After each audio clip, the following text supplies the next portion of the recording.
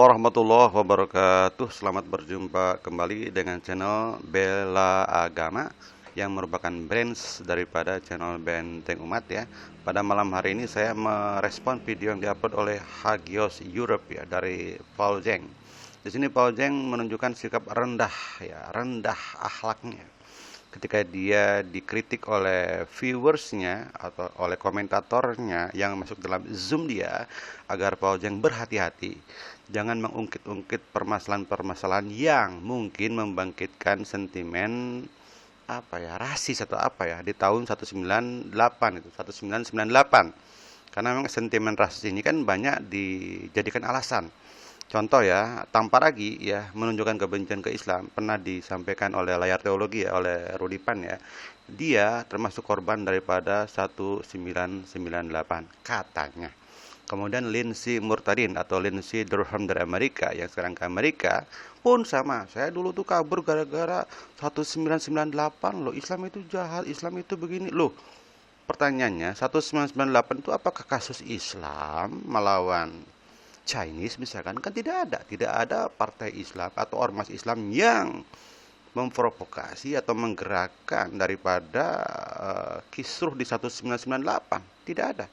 Itulah semua kasus komunal. Komunal berarti kan kemasyarakatan yang campur, tidak hanya Islam, campur semua. Itu masalah sosial gitu loh. Krisis moneter, uang susah atau apa nggak tahu, walau misalnya timbullah penjarahan, lalu beberapa toko dibakar. Lalu ada kasus-kasus bullying atau kekerasan yang tidak semua menggunakan kata-kata Allahu Akbar, nggak ada kata-kata jubah pakai pici dengan pakai nama agama, nggak ada. Tapi itu menjadi alasan bahwa itu katanya Islam yang melakukan. Ini kan sesuatu yang tidak objektif ya. Ini saya ambil contoh dari Tamparagi dan dari Lindsay Murtadin, dua orang yang mengaku dirinya itu dirugikan di 1998. Nah sekarang kasus di sini ya, ada seorang komentator di dalam zoomnya si Hagios Europe dari Paul Zeng berjudul Deddy Corbuzier ternyata suka self service. Ada seorang komentator yang memberi saran kepada Paul Zeng, berhati-hatilah bicara, jangan ungkit-ungkit masalah itu, takut peristiwa 1998 terbuka atau terungkit kembali gitu loh. Paul Zeng malah marah-marah, dan tindakan marah-marah itu menunjukkan dia bukan seorang nabi. Namanya nabi itu memiliki kearifan, kebijaksanaan, cara analisis, cara menjawab yang baik gitu loh. Mari kita dengarkan bagaimana dalam tanda kutip Nabi 28 ini merespon penanya atau pengkritik dia ya. Yesus. Rasul Paulus ngata-ngatain mereka ural berudak, sama. Tuhan Yesus berkata terkutuklah. Yang saya katakan nggak beda toh. Nah, kalau saya di Eropa, saya tidak melanggar hukum. Ya, kalau kalian di Indonesia kalian merasa sakit hati, itu urusan kalian. Kenapa kalian mengembangkan budaya sakit hati? Berarti agama sudah gagal mendidik kalian sehingga mudah sakit hati. Ya, saya tidak pernah berkata bahwa Islam bangsat. Ya, saya berkata agama bangsat. Oh iya, agama bangsat nggak cuma Islam doang, bahkan agama Kristen pun banyak. Jangan dipotong, jangan dipotong, jangan dipotong. Kamu nggak tahu aturan, ya. Makanya sekarang kan kamu tahu kan, kamu saja sekarang kamu Kristen bukan? Aku Buddha, Pak. Nah, kamu bilang kamu Buddha, jadi jelas ya kan?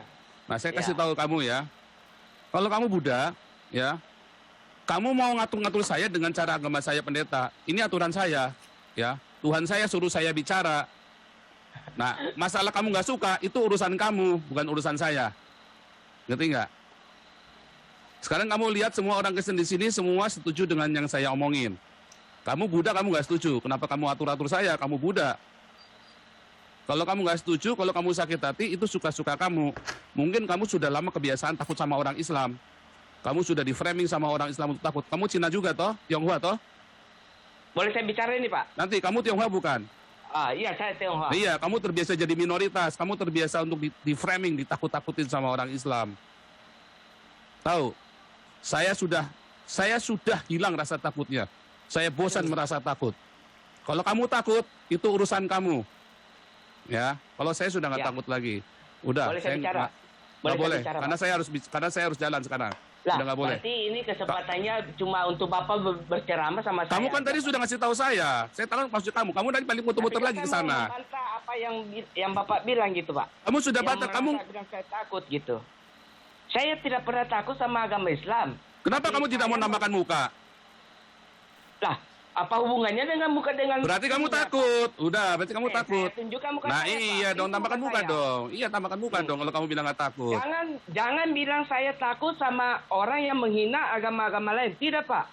Saya takut sama agama Islam. Tidak.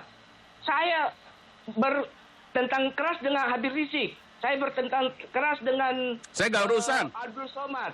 Kamu mau ngomong Jadi apa jangan sekarang? merasa Sampaikan bilang- to the point, saya harus jalan sekarang. Saya bukannya masalah, itu. saya harus jalan sekarang. Saya setiap hari Kamis cuma 3 jam live-nya. Itu. Jadi jangan, Pak, jangan ini kayak memancing air keruh supaya terjadi keributan di Indonesia. Bapak mungkin enak merasa Mengapa harus ribut? Mengapa harus ribut? Bapak tahu Indonesia mayoritas apa? Mayoritas Islam. Ya. Mengapa Ya. harus ribut? Bapak tahu tidak kejadian tahun 98? Bapak mau terjadi seperti itu? Mengapa harus terjadi tahun 98? Lah. Bapak berpikir tidak? Saya tanya. Itu tahun 98 penggajahkan Cina gara-gara apa? Gara-gara apa? Saya tanya. Gara-gara apa? Saya tanya. Oh, gara-gara apa saya tanya kamu? Lu kamu kok tanya saya? Banyak moneter dan perampokan uang itu sampai penggajangan di Cina. Jangan sampai gara-gara penghinaan agama yang mayoritasnya di Indonesia Islam itu jangan memperkeruh hingga membuat orang-orang memperhitungkan kembali kejadian-kejadian yang lama itu terulang kembali. Seharusnya orang Cina menuntut Indonesia. Goblok kamu. Goblok kamu. Goblok kamu. Ini seorang pendeta Hei. berbicara seperti goblok-goblok.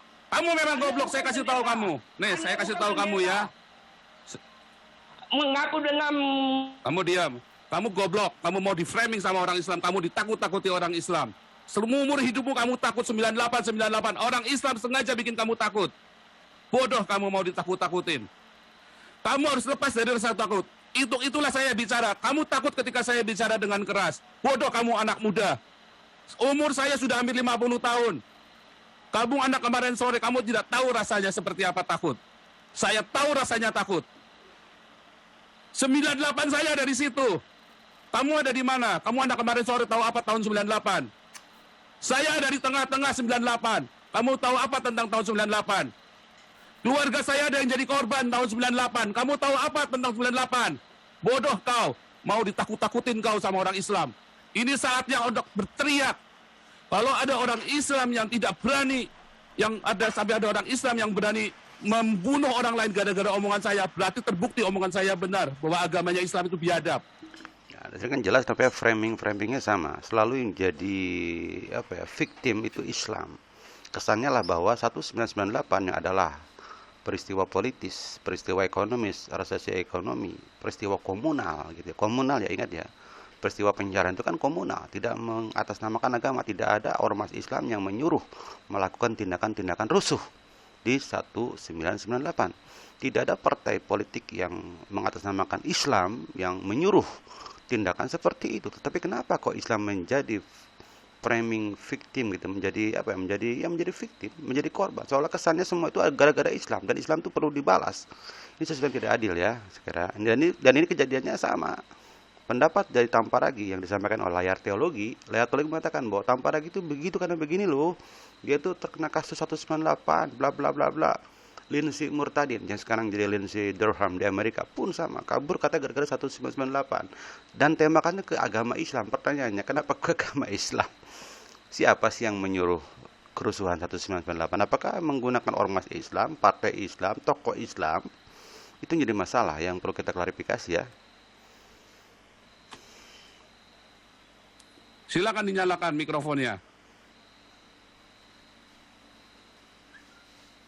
Silakan dinyalakan mikrofonnya. Pak, kita bukan orang, Umur kamu berapa? aku 39, Pak. Baru kemarin sore kamu tahu apa tahun 98? Tahun 98 saya sudah besar, Pak.